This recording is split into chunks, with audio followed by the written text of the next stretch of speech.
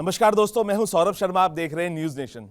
दोस्तों, जिस शख्स से आपकी मैं मुलाकात कराने जा रहा हूं, उसके इंटरव्यू से पहले उनके लिए 2 लाइन कहना चाहूँगा।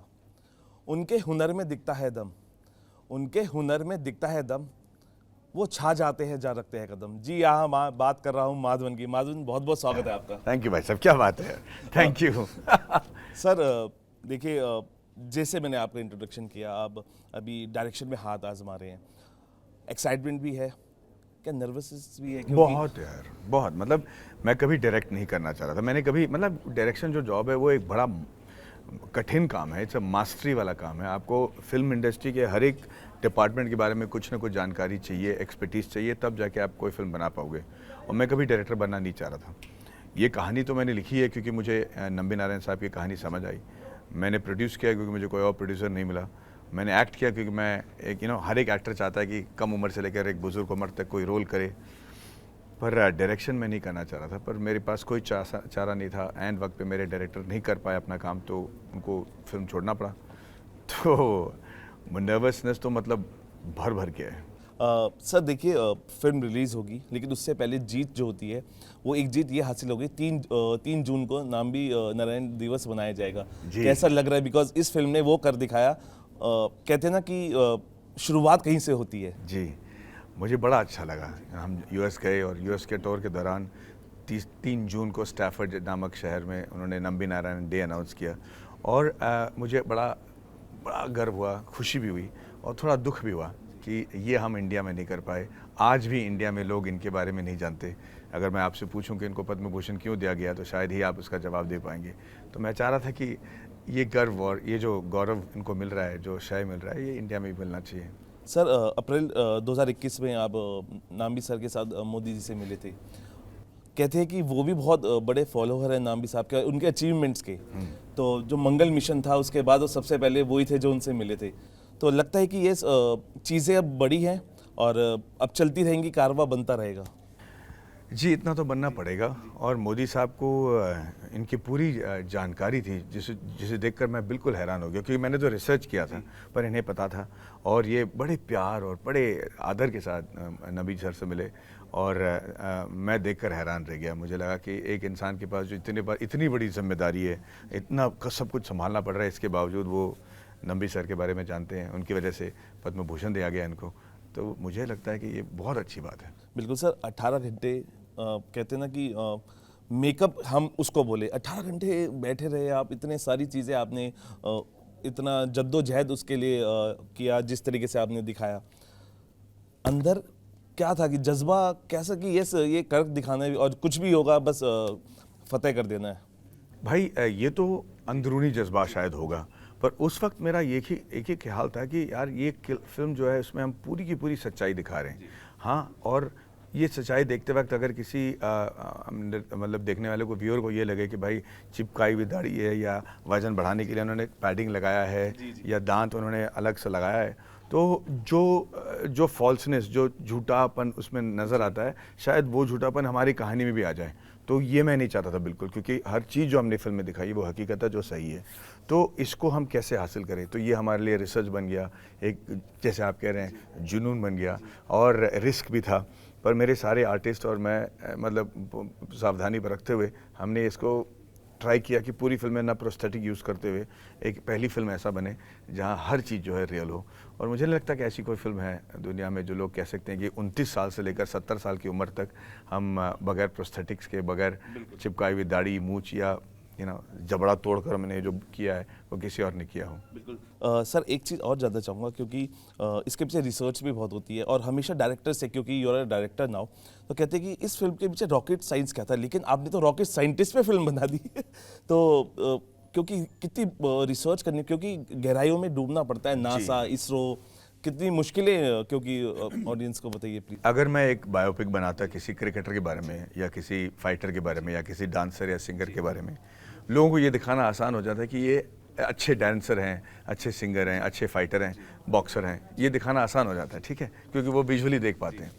पर साइंटिस्ट के बारे में क्या दिखाएं, और वो भी एक साइंटिस्ट जो जीनियस है। तो आम साइंटिस्ट क्या होता है, जैसे आम क्रिकेट प्लेयर कौन होता है और एक्सपर्ट कैसा होता है, इसका फ़र्क तो दिखाना होता है ना। तो जिसको रॉकेट साइंस के बारे में बिल्कुल कोई समझ ही ना हो, उसको मैं कैसे बताऊं कि ये जीनियस ने क्या हासिल किया। उसकी वजह से मुझे समझना पड़ा कि डॉक्टर नंबी नारायण ने कौन सी इंजन बनाई, उस इंजन की खासियत क्या थी, और फिर उसको लिखते समय ऐसा लिखो ताकि वो साइंस में अगर लोगों को वो समझ भी नहीं आए पूरी तरह कि इन्होंने हासिल क्या किया, कम से कम उसका इम्पैक्ट उन पे हो जाए, और जिन्हें रॉकेट साइंस पता है, जिन्हें साइंस पता है, वो कम से कम अप्रिशिएट कर पाए बगैर घिन फील किए कि भाई इन्होंने क्या दिखा दिया, ये तो सच नहीं है। तो टेक्निकली पूरी साउंड है हमारी फिल्म, और उसके लिए हमें बहुत रिसर्च करना पड़ा। माधवन सर, आजकल जब मूवी रिलीज़ होती है उससे पहले स्ट्रेटजीज बनाई जाती हैं। कुछ मूवीज़ ने अपनी टिकट के पैसे कम किए, कोई फिल्म ऐसी थी जिसने अपने पहले दिन 100 रुपये की टिकट रखी।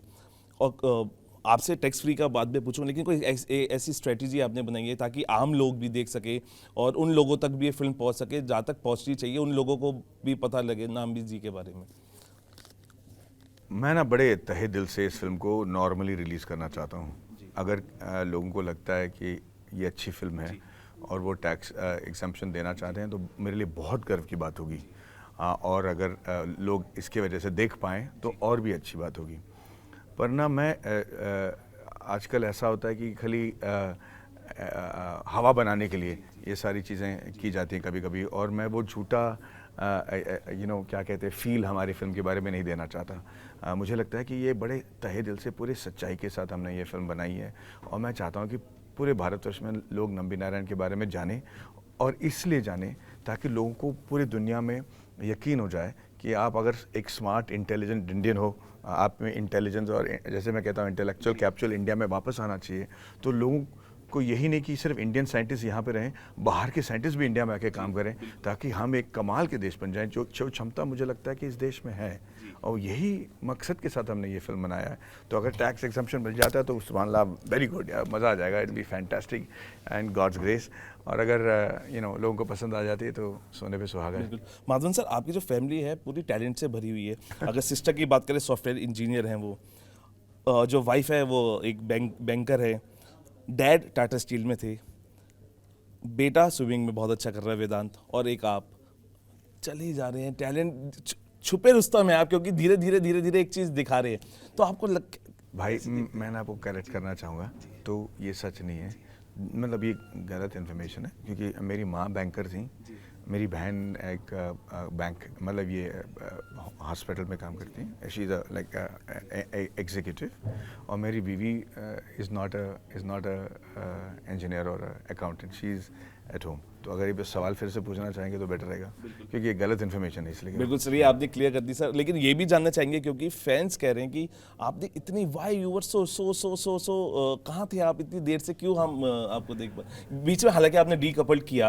आप दिखाई दिए, लेकिन क्यों इतनी देरी हो रही है आने में स्क्रीन पे सर? सब मेरे फैंस की वजह से सर। ये जो पब्लिक है ये इतनी बदल गई है, ये इतने इंटेलिजेंट हो गए हैं कि इनके लिए एक ऐसी कहानी बनाना जिसपे वो एक माधवन को देख सके, और कम से कम लगे कि मैं हीरो हूँ, और कम से कम मैं इनके हीरो बनने लायक हूँ।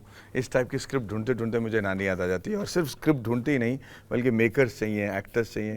तो चाहे वो विक्रम वेदा हो जाए, या डीकपल्ड हो जाए, या साला खड़ूस हो जाए, बहुत रिसर्च लगता है हमारे ऑडियंस को प्लीज़ करने के लिए। तो मैं कोई भी फिल्म क्विकली करके बाहर निकलना नहीं चाहता, मैं उनको रिस्पेक्ट देना चाहता हूँ, क्योंकि उनसे मैं बहुत रिस्पेक्ट पाता हूँ। अच्छा माधवन सर, इस फिल्म को आपने उल्टा शूट किया, ऐसा भी सुना है, तो उसमें वो क्या प्रोसीजर था? क्योंकि वो भी एक इंटरेस्टिंग पार्ट होगा फिल्म का शूट करते हुए। जैसे वजन बढ़ाना बहुत आसान होता है, घटाना मुश्किल होता है, और अगर पिक्चर के अंत में अगर आप मोटे बन के रह जाओगे तो फिर कम करने का कोई वजह ही नहीं मिलता मुझे। ये मैंने आमिर खान साहब से सीखी थी। तो हमने सारे आर्टिस्ट जो हैं, क्योंकि हमारे बाल लंबे थे, जब नंबी नारायण साहब ओल्ड एज थे, उनके बाल बहुत लंबे थे, तो सब बाल लंबे करके हमने ओल्ड एज वाला सीन शूट किया। फिर हल्का हल्का करे यंग होते गए, तो वजन कम किया, बाल छोटे किए, लुक बदला, दांतों को ठीक किया। तो इसी वजह से हमने ओल्ड से लेकर यंग तक इस फिल्म को शूट किया। सर, कहते हैं कि अगर माधवन एक एक्टर नहीं होते तो आर्मी में होते, और वो 6 महीने के गैप की वजह से वो रह गए थे। अभी आप देख रहे हैं कि क्योंकि अग्निपथ की जिस तरीके से चल रहा है, उनकी प्रोसीजर को लेकर क्या कहना चाहेंगे? क्योंकि जिस तरीके से पूरे इंडिया में बवाल हो रहा है, अगर आप एक आर्मी में होते तो कैसे देखते इस चीज़ को?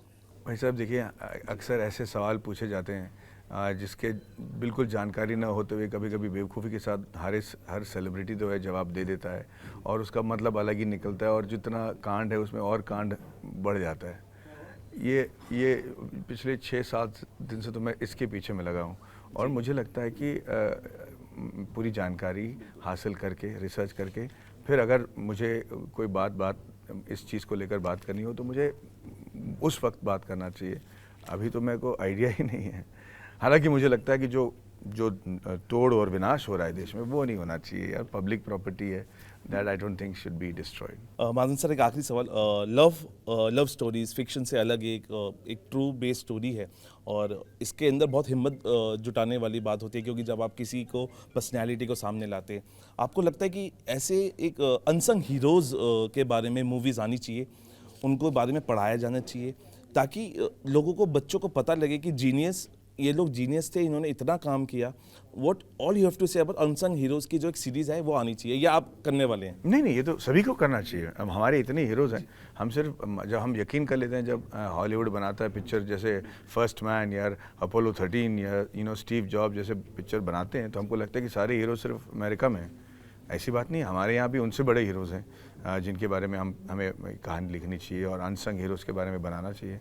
बनने वाली हैं भाई, हमारे पास और कोई चारा नहीं है। इतनी सारी कहानियाँ हैं कि कोई ना कोई ज़रूर बनाएगा इसके बारे में। सर, एक आखिरी सवाल, जब सर ने मूवी देखी, क्या रिएक्शन था अपने आप को देखते हुए? आप माधवन को देख रहे हो।